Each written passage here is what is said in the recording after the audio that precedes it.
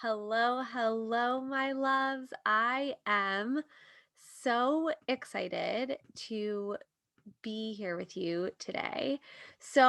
Today I want to talk about something that I've really been thinking about a lot lately, and that is the missing initiation for female leaders. And I've been giving this a lot of thought. And if you saw my live or listened to the recent podcast on the Magnetic Woman show, then you know I've recently opened the temple doors for my new legacy program, Sovereign. And the subtitle of this program is a 9-month initiation into embodied feminine leadership. And like most things in my world that I create, for those of you who are really interested or know a lot about human design, I'm a splenic manifester.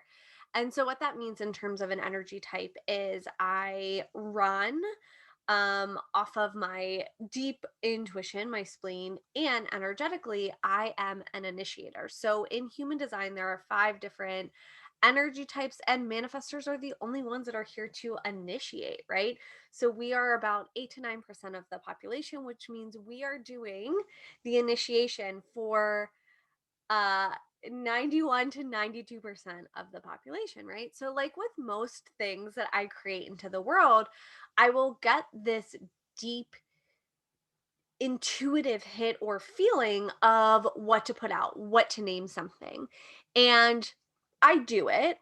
And then as I move along, I see the power and the beauty of what had previously come through. That, of course, I just like listened to that creative urge, that nudge, that intuition. And so recently I've been thinking about from the beginning, from the inception of this container, I've been very clear that this is an initiation for women. But really, in the last 24 hours, there's been so much more clarity for me around this word initiation and why specifically female leaders, powerful women, women in power, successful women, why they need this specific initiation. So, if we think about what an initiation is, chances are you have experienced a variety of initiations in your life, but you've been deeply initiated into the patriarchy. So what the fuck do I mean by that? Well, I was thinking, again, I grew up Catholic, 10 years of Catholic school over here. So we're talking like daily religion classes. I was an altar server. I was like deep, in it. Our school, like my grade school, we had mass at least monthly. We were tested on our memorization of um prayers. Just the other day my mom reminded me that like when I was in primary school, first, second, third grade, on All Saints Day, you had to pick your favorite saint and dress up as them and do a report. Like, are we talking about other people in history? Meh, kind of, but like it was so deeply, you know, Catholic history, right? And so I was thinking about for myself, I went through a variety of initiations in the Catholic Church, right? Baptism, first reconciliation or confession, first communion, and then the like quote unquote coming of age initiation, which was confirmation, where you were saying, yes, I'm choosing to be an adult and be initiated into the Catholic faith. Now, quite frankly, I remember back then I was, about 13 years old, and I had this thought to myself. Here I am in Catholic school. There's 30 of us in the grade, 32 of us. I can't exactly say no, I don't want to do this, right? Because then I would fail a class, potentially not like graduate from 8th grade and go on to high school. Plus, you're 13, you want to fit in. Like, I couldn't be like, I don't know that I really believe in this stuff. And I don't think I really want to go through confirmation. Like, everybody else in my classes was doing it, right? And I know whether or not you're Catholic or you were raised any kind of religion, there are initiations in religion, in organized religion that you go through, right? But what we have to realize is all of the organized religions in, the Western world are deeply patriarchal, misogynistic. So, yes, you're going into this initiation, this like rite of passage in your religion, but what you have to understand is underneath the subtext is how you're being even deep, like being even more deeply initiated into the patriarchy and into misogyny, right?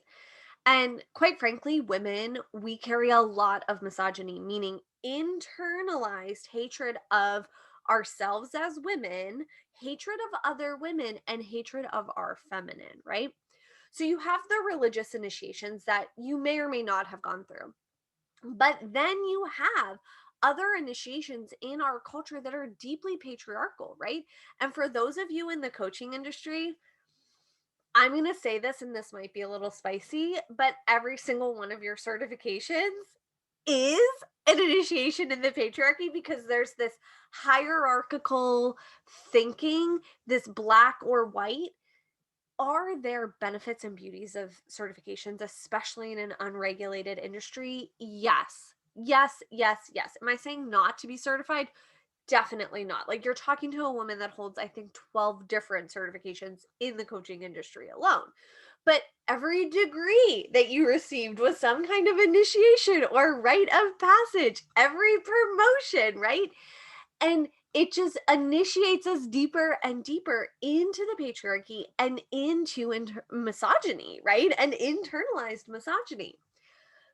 And so for me, when I think about what Sovereign is, who it's for, why I've created it, one of the biggest reasons is the modern woman, especially like the modern millennial Gen X, who's really drawn to my content because we're like roughly the same age and speak a lot of the same lingo and at kind of similar points in life.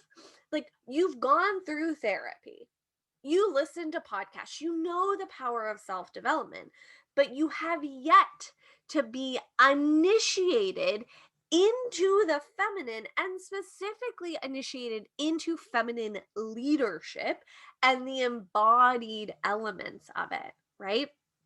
And so for me, as I was creating Sovereign and really tapping into who is this for? What are they getting out of it? What is this temple and sacred space? What is this legacy work? It was so clear to me, like, the modern woman and the modern leader is so deeply starving for the merging of the divine feminine and the embodied feminine. And chances are you've already started looking for this, right? You've like been in goddess circles, or you follow my content or follow other people's content about the feminine. You want to lean more into pleasure. You're fascinated by different goddesses and female archetypes, but like it hasn't come together to create a foundation for yourself yet. It hasn't come together and merged in a way where you're like deeply grounded in it. And that's where the power of initiation comes in, because again, you've already gone through like so many fucking initiations, but it's time now to reclaim an initiation, reclaim this rites of passage for yourself as a woman and for and in the feminine. You know, when I look back over my life and I look back over these patriarchal initiations religiously, academically, in terms of quote unquote success, I'm not saying that we have to throw the baby out with the bathwater. None of those things are important, or none of those things are like what we need to be focused on. They form us and shape us and have gotten you here to where you are right now. What I am saying is, when that is the only way we're experiencing initiation, when that is the only way that we're experiencing rites of passage, when that is the only way we're told to celebrate ourselves or create markers of time, it is just perpetuating and magnifying our disconnection from our feminine power, right? You know, throughout the last decade, I've done so much reading and learning, especially around Christianity and the Catholic faith. I'm really deconditioning it within myself. And it'll be almost a year in July that I was in Rome. And last summer when I was in Rome, I was there for like a combined 10 days. One of the things that so deeply struck me was going into these really old churches. And when I say old, I'm talking like first century, like what year one fucking hundred to like year 300, right? Before the Catholic, before the Catholic Church was centralized. So that was, I can't remember the exact date. It's like 300 mid 300s to mid 400s. I can't remember, when Constantine, the emperor of Rome at the time, was like, okay, we need one faith. We're going to have one faith that's going to like rule the Roman Empire. We're choosing Christianity. And if we're choosing this, we have to like centralize and create doctrine, essentially. And this happened at the Council of Nicaea. And this is also when they decided to throw specific texts out of the Bible, because yes, the Bible was fucking cherry picked to promote patriarchy and misogyny. So you may or may not realize this, but Mary Magdalene has a gospel. It is so beautiful and so profound. And even within her gospel, when they found her gospel, right? And they found two copies of it in different parts of the world.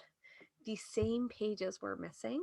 And it was essentially like like such a distilled truth. My feeling and instinct is it's about sacred sexuality, but that's a conversation for another day. So going into these quote unquote early churches back in Rome last year, so we're talking churches the first, second, third century of Rome, they were women's houses, and most of the paintings in those churches were women. And I recently watched a documentary that said if you take Jesus and Paul out of the conversation, you can talk about the entire early church without ever mentioning another man. Because women were at the forefront of this new consciousness that was about love and equality, right? And when the patriarchy, the Roman Empire, the powers that be snuffed out women's involvement in the church, when they threw out women's power in the church, we see so many issues that like can be traced back to this, right? And so the reality and the truth was, at that time of the early church, they were pulling in from ancient goddess religions and spirituality. They were pulling in rites and rituals that were deeply connected to the feminine because women were deeply involved. But that has been eradicated. And so much of like the religious initiations are up and out of the body, disconnected. It's about denying and like throwing out our humanity. I remember when I was 7 years old, getting ready for first confession, sitting in church, thinking, this is weird. This is weird. I'm 7 and I have to go into this like box, tell an old guy everything I've ever done wrong or even thought of doing wrong. And then he's going to tell me all the things I need to do so that I'm quote unquote forgiven. But at the same time, God is all loving and forgiving. But when I do bad things, I have to make up for it and I'll be punished. Like, I could not wrap my 7-year-old mind around this because it doesn't fucking make sense, right? And so, Sovereign is this initiation into the feminine. It's reclaiming initiations and rites of passage as a woman, right? So, like, reclaiming claiming rites of passage along your life, but it's also about reclaiming the entire concept of an initiation. So to me, sovereign is an initiation and a maturation. And when I say maturation, I mean coming into your mature, empowered, embodied feminine and divine feminine. You, of course, are an adult, right? Like you are an adult female, as am I.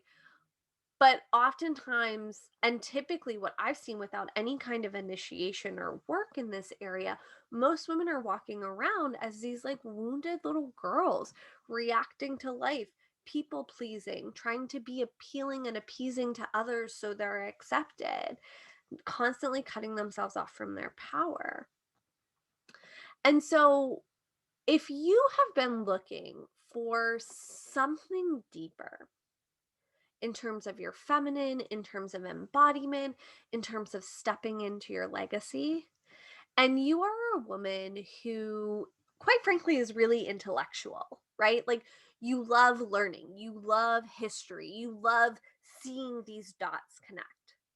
Sovereign is for you because one of the things that I love so deeply is learning about history and specifically like feminist history. So that's woven into this program. That's also why I chose Crete, Isla Mujeres, and Southern France as our three retreats, because we are going to these ancient sites to soak up the embodied transmission as we intellectually grasp and understand the power of them. This is unlike anything else. So if you're interested, you have to fill out an application, and that can be found at themagneticwoman.com/sovereign. You can reach out to me if you're unsure. If all of this sounds really amazing to you and you're like, okay, don't think I'm ready for sovereign, but I want to start doing this work, I have a few other ways that you can dive in, like right now, whether it be you and I, private mentoring, or 2-day luxurious VIP experiences, or self study stuff, right? So, like, I've got you because I see this tide that has been turning over the last 2 years where we've really seen like hustle culture doesn't work. It's not worth burning out. It's not like you're not here to work till you retire and then, I don't know, like then find happiness or joy. You're here to live and to experience and to be like wildly unapologetic and unabashed in who the fuck you are. And you're craving this like self trust and self connection so that like when something is a yes, you feel it with every fucking cell. Your pussy lights up, you get turned on. And when something is a no, it is just as clear, and you have the self trust and power to say no, right? So, if you want this like deeper initiation into the feminine, where we're merging the divine and the embodied, the dark and the light, the spiritual and the sexual, reach out to me because there's either a throne for you in Sovereign or something else. If you have any questions, please let me know, and I will be back here tomorrow at noon for another live. I'll see you soon.